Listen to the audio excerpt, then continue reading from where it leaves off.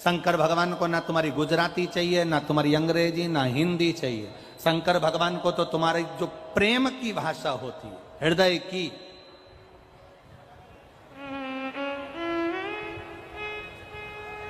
निर्मल मन सो मोहि पावा, मोहि चल छिद्र कपट ना भावा। भगवान को तुम्हारे प्रेम की भाषा से रिझा सकते हो। जितनी प्रेम की भाषा तुम प्रकट कर सकते हो उतना करिए।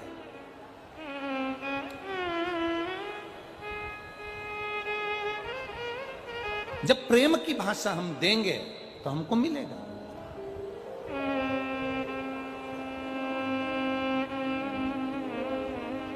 नरसिंह भगवान का क्रोध बढ़ गया, इतना क्रोध नरसिंह भगवान का बढ़ा कि वो इंद्र के यहां गए तो इंद्र छोड़कर भाग गए।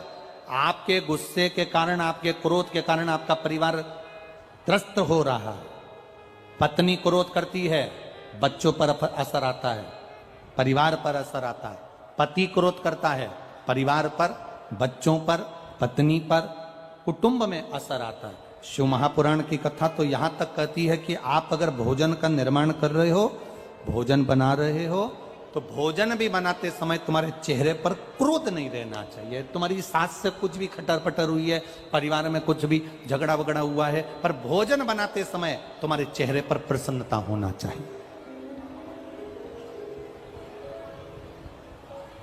ये शिव भक्ति, शिव महापुराण। आप लोग अपने अपने घर से पूड़ी सब्जी बनाकर लाते हो, कोई भंडारे का सामान लाता है, कोई खीर बनाकर लाता है, कोई हलवा बनाकर लाता है। ये प्रेम से बनकर आता है, और जब प्रेम से बनकर आता है तो यहां जब बांटा जाता है तो उसमें अपने आप स्वाद बढ़ जाता है।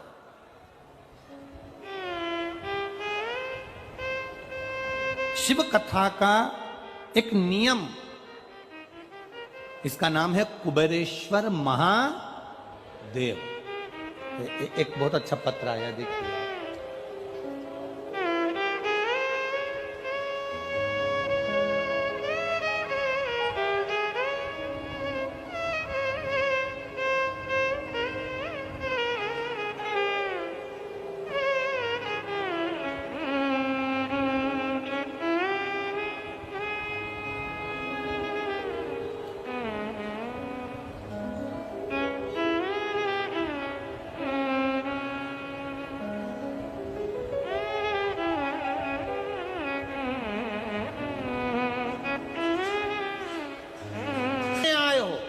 जितने आस्था चैनल पर सुन रहे हो, जितने फेसबुक यूट्यूब पर सुन रहे हो, दिल से सुनो।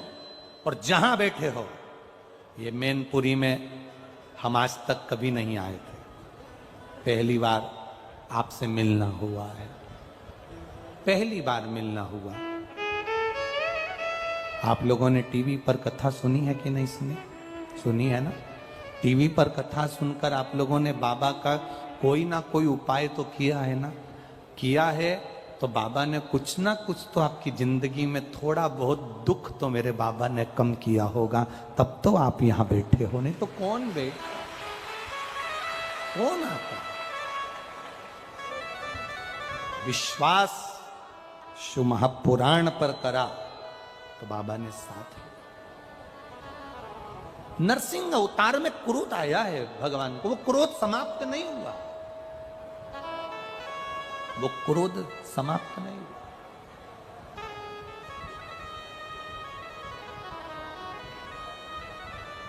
क्रम चालू हुआ। क्रोध चलते चलते चलते चलते इंद्रदेव के पास, वायुदेव, वरुण देव, गरुण देव, सब सारे देवता इकट्ठे होकर देवाधिदेव महादेव के पास पहुंचे। बाबा, बाबा, शिव जी की स्तुति, शंकर भगवान की प्रार्थना किसी के दूसरे ने जो बताई वैसी नहीं करना, अपना दिल करे ना वैसे भगवान की प्रार्थना करो।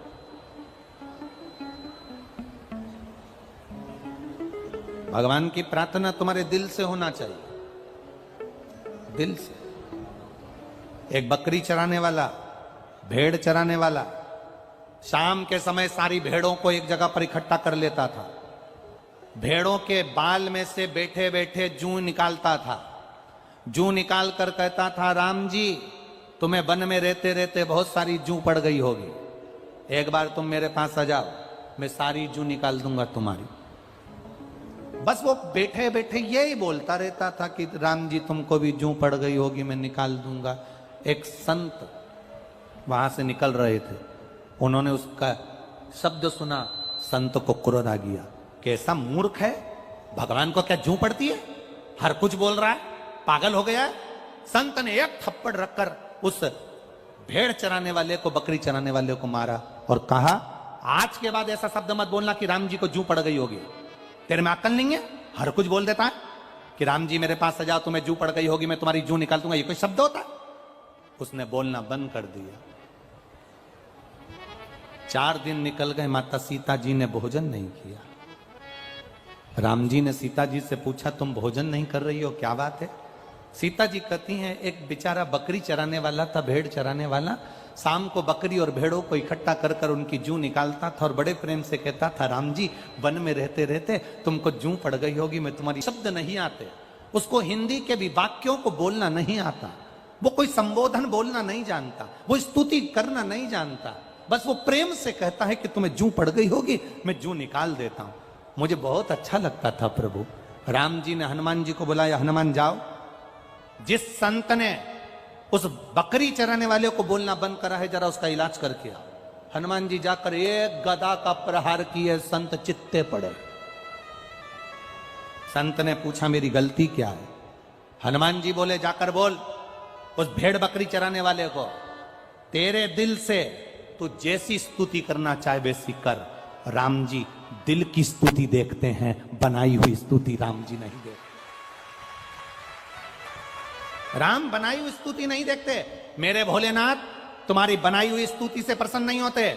जिस दिन तुम्हारे दिल में आ जाए और तुम शंकर जी के मंदिर में जल चढ़ाने के लिए जाओ, उस दिन तुम बाबा से प्रार्थना दिल से भी कर सकती हो, बाबा बाबा, ओ भोलेनाथ जी, शंभू जल चढ़ा चढ़ा के सावन के महीने में ठंड लग रही होगी तेरे को, बाबा बहुत ठंड लग रही है, आज मैं जो दिया लगाऊंगी ना उसमें हाथ लगाकर तेरे को सेक दूंगी, ठंड नहीं लगेगी तेरे। कभी दिल करा करे, बहुत सारी बेलपत्री पड़ी हो ना तो बाबा को ढक दो, बाबा ठंड नहीं लगेगी इसलिए मैं ढक रही।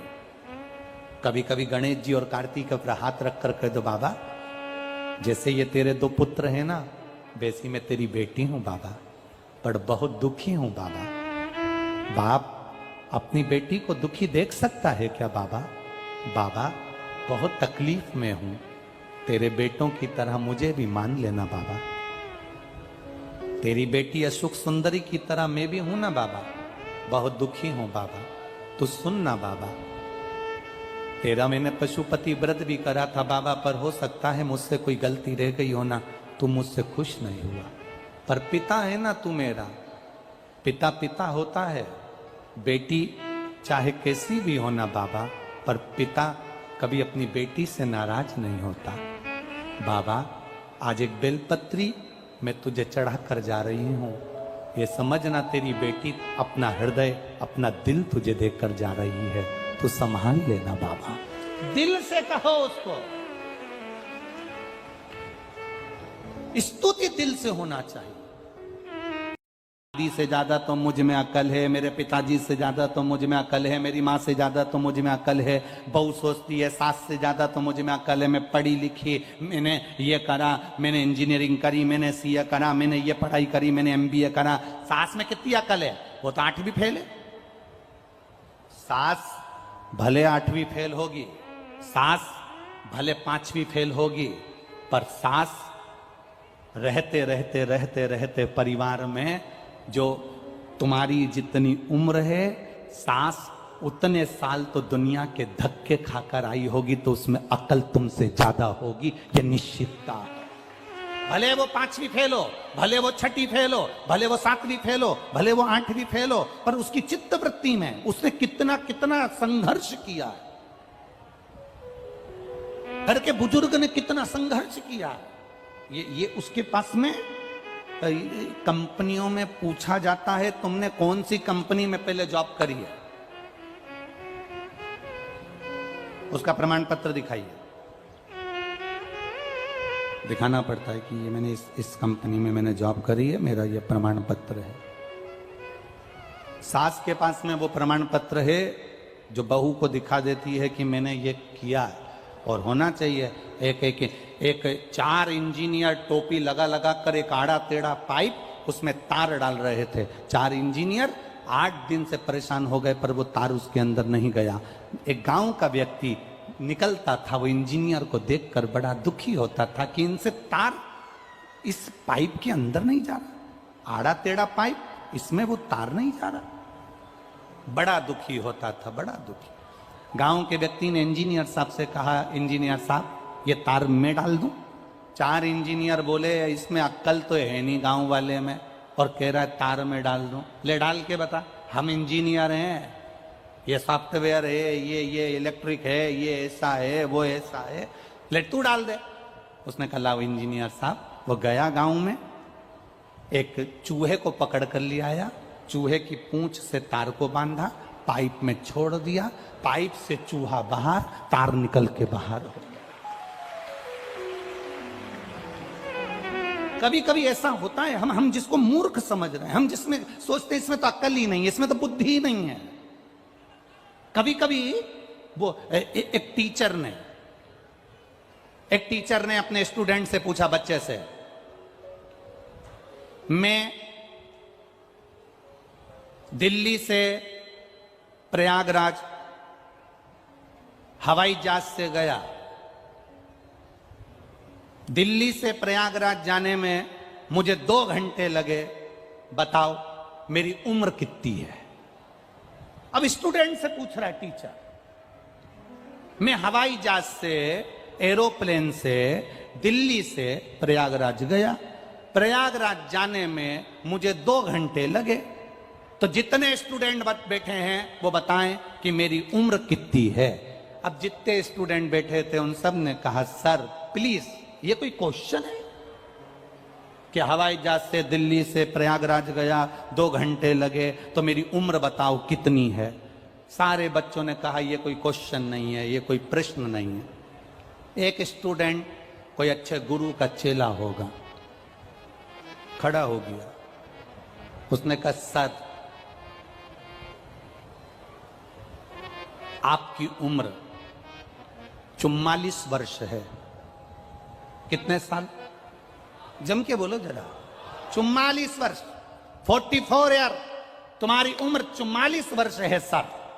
सर खुश हो गए, गजब, खड़े हो जाओ, आओ इधर जल्दी, गुड, तुमने मेरी उम्र बता दी, पर यह बताओ कि तुम कैसे जान गए कि मेरी उम्र 44 साल है, 44 ईयर है? तुम कैसे जान गए?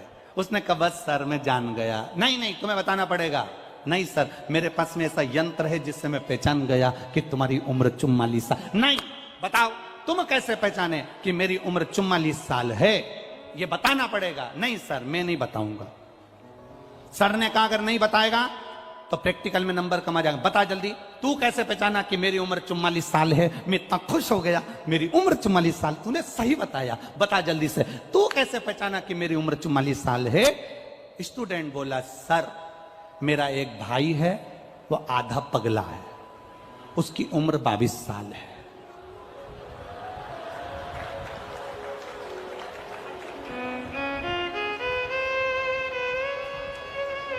मेरा एक भाई है, वो आधा पगला है, उसकी उम्र कितनी है? 22। तो तुम्हारी कितनी? मतलब तुम पूरे ही पगले हो। इसमें उसको अंदाजा आया, उसकी चित्त भक्ति में अंदाजा आया।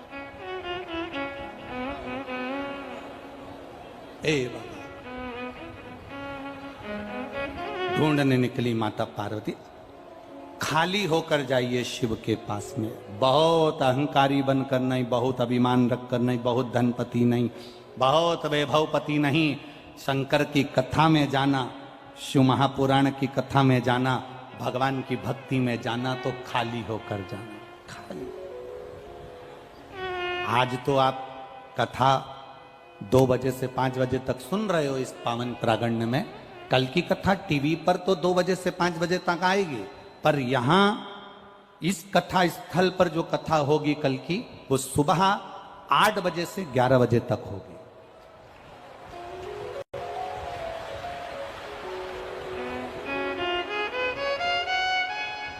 सुबह 8 बजे से 11 बजे तक यहां कथा चलेगी। और ध्यान देना, कथा टीवी पर 2 बजे से 5 बजे ही आएगी, पर भक्त सुबह 8 बजे से 11 बजे तक। कल विराम की जो कथा है, पहले भी कथा में कहा, मेहमान जाते हैं तो घर के बच्चों को 200-500 रुपए दे जाते हैं, और ये पुराण भी जाएगी तो क्या क्या लुटा जाएगी ये वही जान सकती है, ये उसके ऊपर। परंतु हम ये बात हम बाद में कह सकते थे, अब तुम सब चिंता में पड़ गई, सोच में।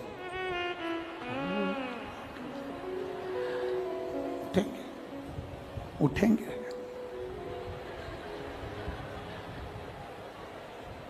उठेंगे।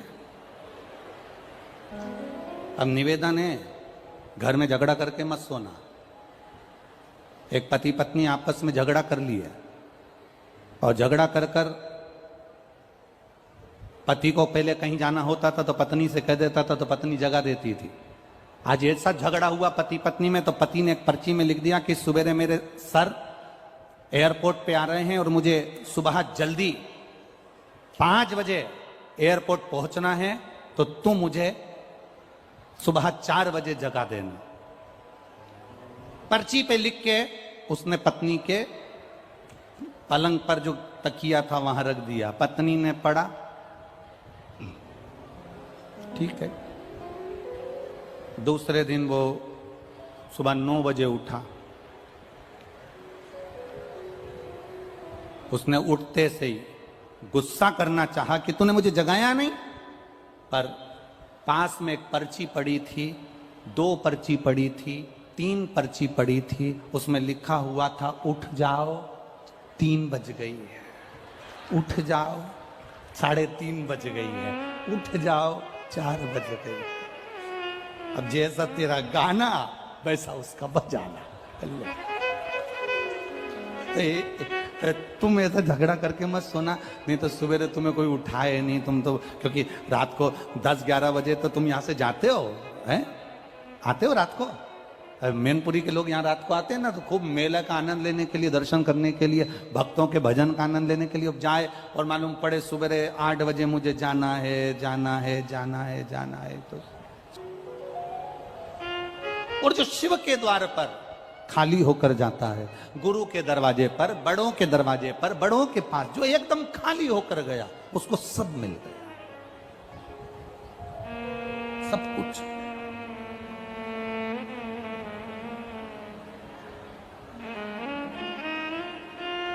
दूध की भगोनी, जिस भगोनी में, जिस पात्र में तुम्हें दूध वाले से दूध लेना है, अगर वो पहले से भरी होगी तो उसमें दूध ले सकते हो क्या? जिसमें तुम्हें खीर लेना है वो पहले से भरी होगी तो तुम नहीं ले सकते, उसमें भरा हुआ है, झलक जाएगी। गुरु के पास जाना, शिव महापुराण में जाना, तो एकदम खाली पात्र लेकर जाना कि मुझे जो मेरे गुरु जी देंगे, शिव महापुराण से जो मुझे मिलेगा, शंकर की कथा से जो मैं सुन कर आऊंगी, मैं अपने जीवन में उतारूंगी। अगर पात्र खाली होगा तो उतर जाएगा, और अगर पात्र खाली नहीं होगा, अहंकार भरा होगा, तो वो झलक जाएगा। अहंकार के वश वो झलकेगा। उस अहंकार से परे होकर चलना, अहंकार से। पहुंच गई माता पार्वती जी, सुंदर भिलनी का रूप रखकर आई। भिलनी का रूप रखकर जैसे ही माता पार्वती जी ढूंढते ढूंढते उस क्षेत्र में पहुंची, भूल गई माता पार्वती जी भी। शिव जी के ढूंढते ढूंढते अपने पुत्र को, पुत्री को ना जाने कहां है, कहां पहुंच गए, कैसे हैं, कहां गए, ढूंढते ढूंढते पहुंची। इतने में नंदी ने माता पार्वती को देखा और शिव जी के लिए उन्होंने मुंडी हिलाना प्रारंभ कर दी। शंकर जी समझ गए पार्वती जी मुझे लेने के लिए आ गई। शिव जी ने देखा कि नंदी का मुख उधर है, मतलब पार्वती उधर खड़ी है। इतने में शंकर भगवान उठकर खड़े हुए। पार्वती, गणेश कार्तिकेय और गणेश दोनों स्त्री के रूप में आ गए और पार्वती जी भी वहां भिलनी के रूप में आकर शिव जी का दर्शन करी। शंकर भगवान से कहा, प्रभु जी कृपा करिए, हम यहाँ आकर मार्ग भूल गए, इसलिए निवेदन है हमें सत मार्ग की ओर बताएं। शंकर की कथा कहती है, शिव महापुराण की कथा स्वयं भूले हुए को भी मार्ग प्रशस्त कर कर परमात्मा के दरवाजे तक पहुंचा देती है। शिव महापुराण की कथा भटके हुए को भी परमात्मा का सत मार्ग बता देती है। शिव जी का वो मंदिर आज भी भूलेश्वर, मतलब शिव जी वहां कर भूल गए थे, पार्वती वहां कर भूल गई थी, गणेश जी वहां कर भूल गए थे। सारी दुनिया में केवल एक मंदिर है भूलेश्वर महादेव का, जहां पर ये भूलेश्वर महादेव पूना से सोलापुर के बीच में एक शंकर का मंदिर आता है भूलेश्वर महादेव का, जहां पर भगवान शंकर के मंदिर में गणेश जी स्त्री के रूप में हैं, कार्तिकेय जी स्त्री के रूप में हैं और पार्वती